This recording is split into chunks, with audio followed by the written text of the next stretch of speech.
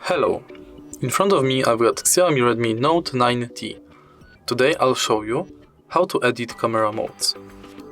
Firstly, tap on camera and slide to more.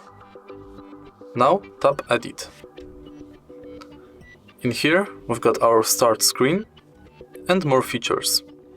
To add features to start screen, tap and hold them and slide them to start screen. To remove them, do the same thing.